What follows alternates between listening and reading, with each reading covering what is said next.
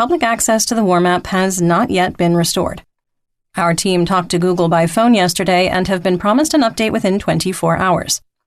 Numerous accounts that use the Google My Map option were taken down yesterday in either a coordinated disinformation effort or a decision by the Google Maps team. We have a prototype on ArcGIS which is almost ready for release, so one way or another, an interactive map will be returning soon. On the topic of maps, the Google Maps satellite view of Mariupol has been updated. I encourage you to explore the satellite view and click on the pins and see what used to be there and what it looked like a few months ago. Before the large-scale invasion, the population of Mariupol was about 450,000 people. That's roughly the same size as Miami, Florida, or Minneapolis, Minnesota.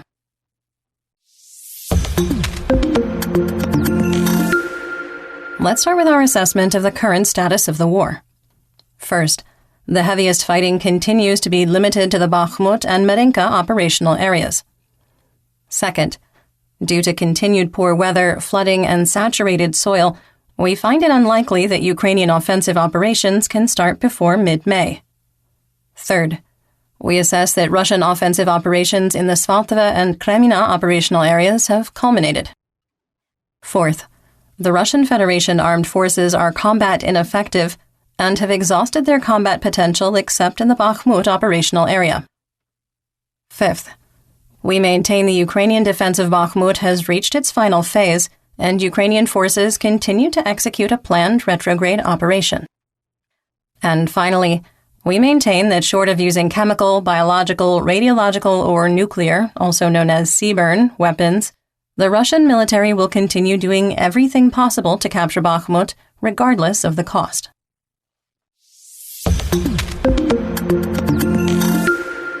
Let's get some regional updates, starting with Kharkiv. It was stable in the Dvorichna operational area with no significant reports of fighting.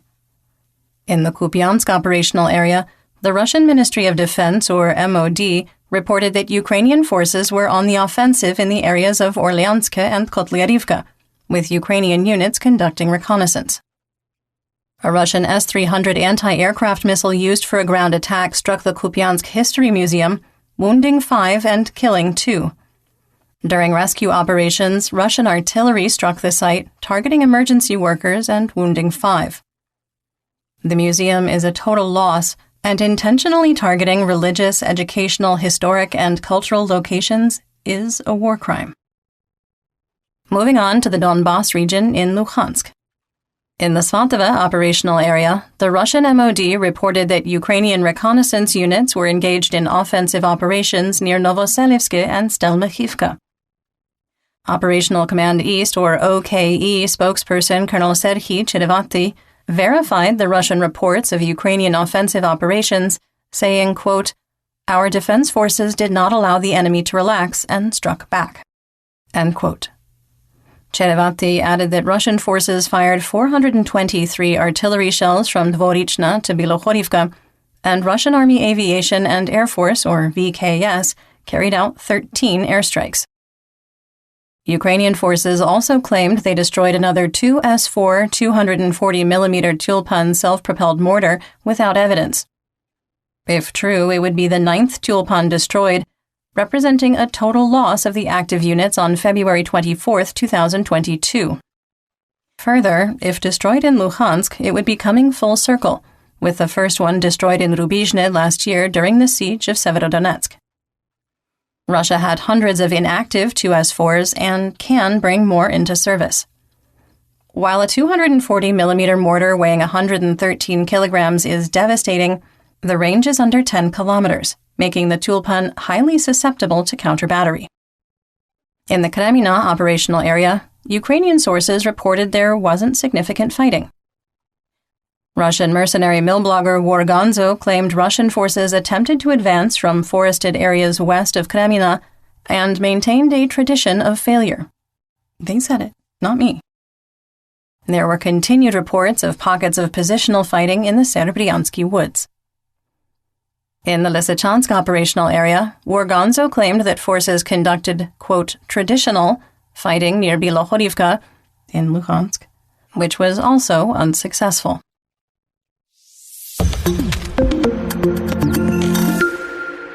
In northeast Donetsk, while the report and assessment for Bakhmut may be positive, the situation is still critical for Ukrainian forces.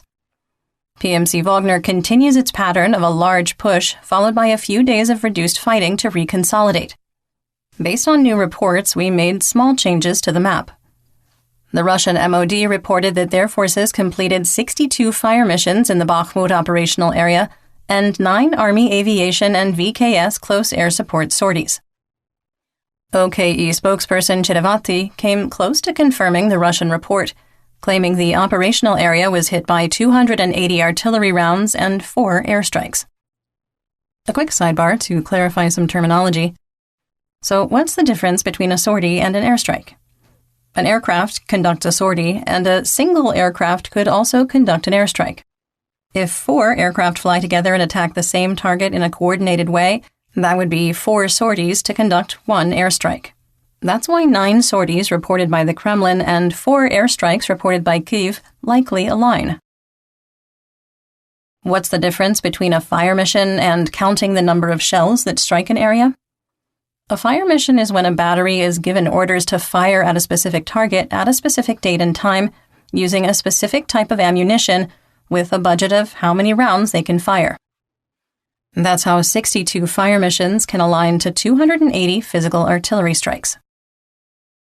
The commander of the Special Operations Forces, or SOF, of the Ukrainian Armed Forces, Brigadier General Viktor Khorenko, went to Bakhmut and visited with his troops, saying, quote, "All units of the SSO, which is the SOF, of Ukraine involved in defense of Bakhmut clearly fulfill their assigned tasks.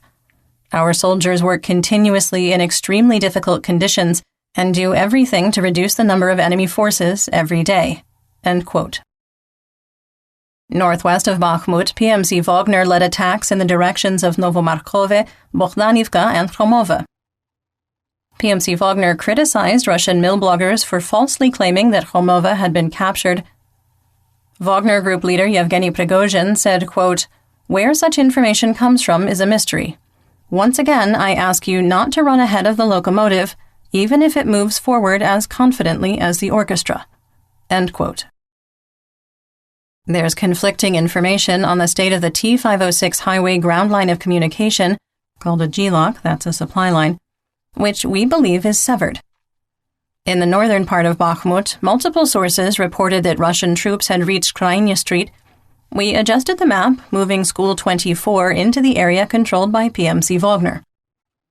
We have no visual evidence to support our assessment, but the salient appears unsustainable based on the known areas of fighting. A geolocated video showed government offices occupied by PMC Wagner on Lyavanyevskoho Avenue destroyed by a JDAM-ER bomb strike, the first confirmed use of the United States-provided GPS-guided glide bombs. In central Bakhmut, we made small adjustments to the map based on improved intelligence. We expanded Russian control by 1 city block to the intersection of Tchaikovsky Street and Pavla Novohorodtseva Street, while pulling the line of conflict east to Poliaya Street. Intense fighting continued, with Ukrainian forces holding high-rises, the technical college, and the medical school. In the southern part of Bakhmut, PMC Wagner took a defensive posture, lacking the resources to do more than point attacks in 1 or 2 directions. Ukrainian forces still control schools 2 and 40, the area around the former MiG-17 statue, and have maintained access to the T504 highway GLOC. Travel is extremely difficult, with the road frequently under Russian fire control. In the Kostiantynivka operational direction, Ukrainian forces repulsed a Russian attack from Klishchiivka, with PMC Wagner trying to retake positions west of the Seversky Donetsk-Donbass Canal. You're listening to the Malcontent News Russia-Ukraine War Podcast. Our team of journalists, researchers, and analysts is funded by readers, listeners, and viewers just like you. To support independent journalism, please consider becoming a patron. You can find us on patreon.com at Malcontent News. In southwest Donetsk, in the Avdiivka operational area, Russian attacks are becoming ad hoc, with light infantry unsupported by armor and armor advances lacking light infantry and inadequate artillery support. Fighting continued between Novokalinove and Novobakhmutivka with no change in the situation. At the base of the Krasnohorivka Plateau, Russian forces continued attempts to advance to the railroad line east of Stepove without success. Fighting in the no-man's land between Vodiana and Sieverne continued, also without any change in the situation. According to Russian sources, Russian forces attempted to advance, quote, in the direction of Pervomaiske. In our assessment, Ukraine has retaken control of Pervomaiske to the edge of the E50 ring road, or within 200 to 500 meters of the strong point, but we're not prepared to adjust the map. A Russian attack on Nevelske failed, with a column of tanks and infantry fighting vehicles inexplicably approaching in soft soil across wide-open terrain. A geolocated and graphic video that is not safe for work and some may find disturbing showed the attack fall apart as it came under artillery fire. As with most of the photos and videos we reference here on the podcast, we do link to it in our full situation report on Patreon. In the Marinka operational area, fighting continued in what once was the Druzhby Avenue area of the city, and once again, no change in the situation.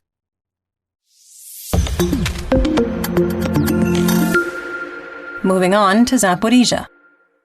At the time of recording, there were reports of multiple explosions in Zaporizhzhia during an Iranian-sourced Shahed-136 kamikaze drone strike.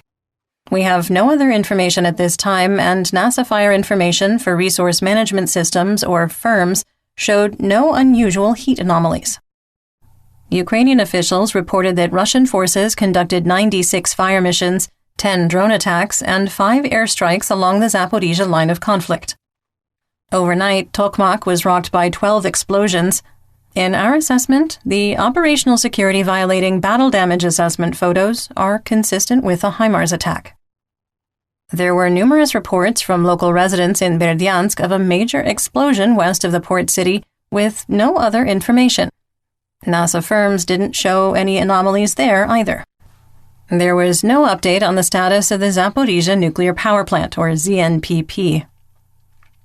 In the Black Sea, Crimea, Mykolaiv, and Odessa region, Operational Command South, or OKS, reported 13 Black Sea Fleet vessels on patrol, including 2 frigates and 2 Kilo-class submarines capable of launching up to 24 caliber cruise missiles.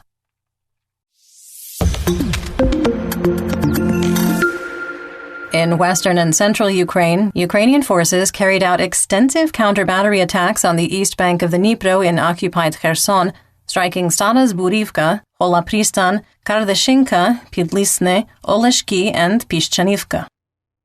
Russian forces responded by conducting 75 fire missions on Free Kherson, firing 389 artillery rounds, mortars, rockets, indirect tank fire, rocket-propelled grenades, and drone-delivered IEDs. The city of Kherson was hit with 33 shells during 11 fire missions, wounding 1 person.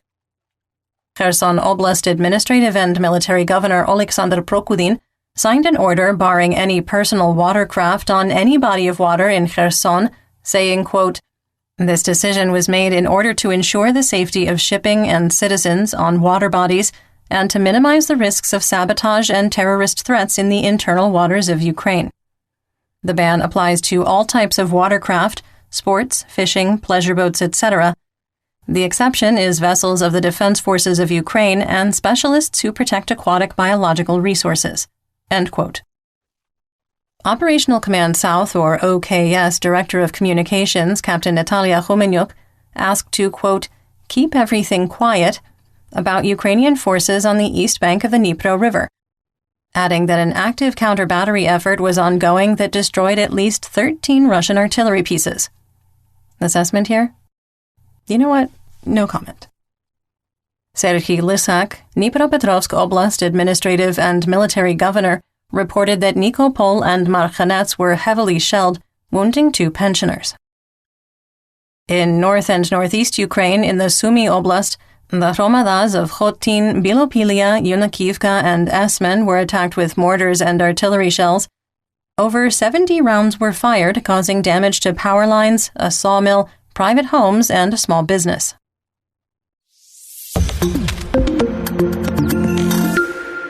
Let's talk about developments theater-wide and outside Ukraine. For those of you keeping score at home, Dmitry Medvedev has been on a roll the last 48 hours, telling an audience today, quote, "Russia will not hesitate to use nuclear weapons," end quote.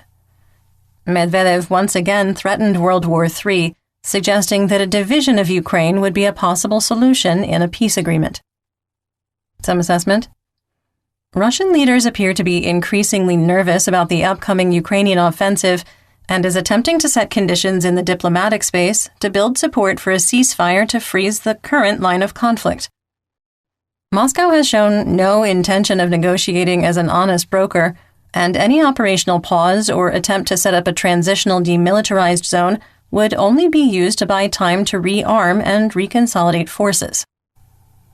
President Volodymyr Zelensky held another meeting of the Stavka.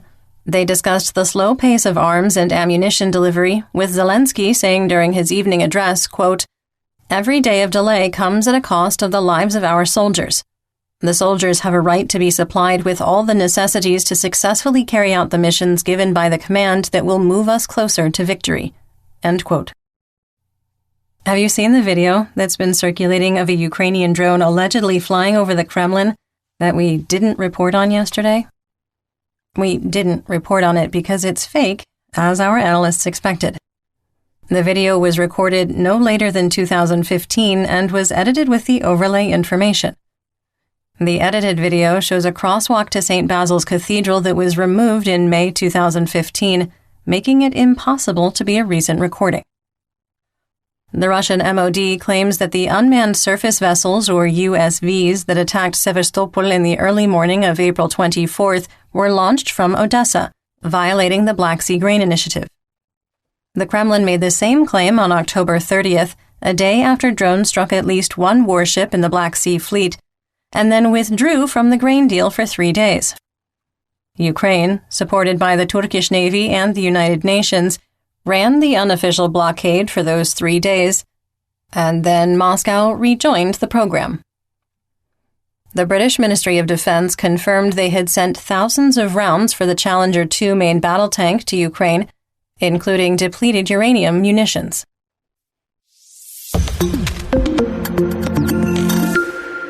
Speaking of depleted, let's talk about the Russian military mobilization and Mir.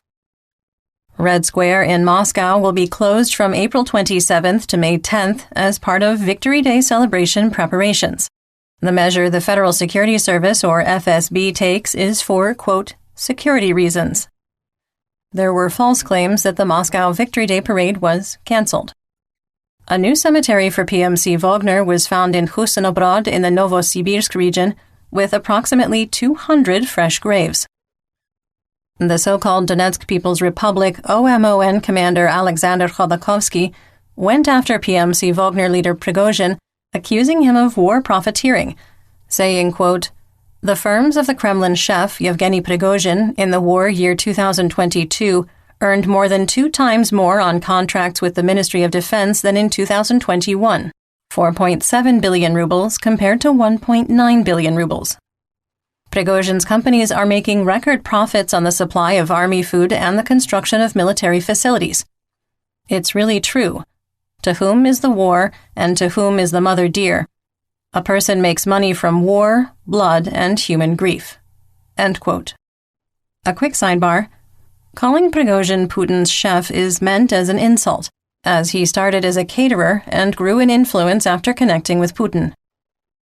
Khodorkovsky's tone in his social media messages changed drastically after his unit, the 11th Brigade of the 1st Army Corps, was rendered combat destroyed at Vuhledar, and his headquarters destroyed by HIMARS.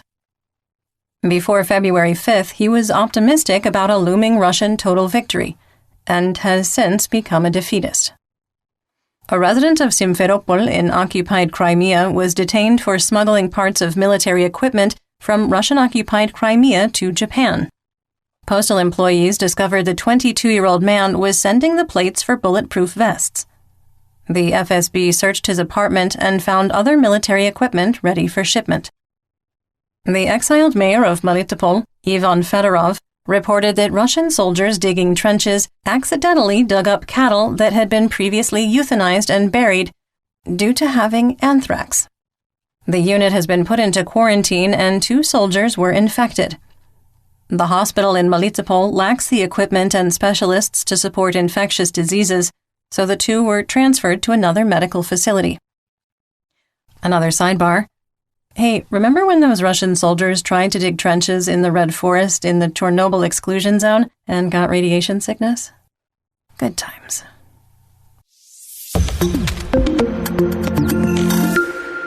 In geopolitical news, the President of the Republic of South Africa, Cyril Ramaphosa, said that the, quote, African National Congress will withdraw the nation from the Rome Statute established to support the International Criminal Court, or ICC. The BRICS summit will be held in South Africa this August, and Russian President Vladimir Putin is presumed to attend.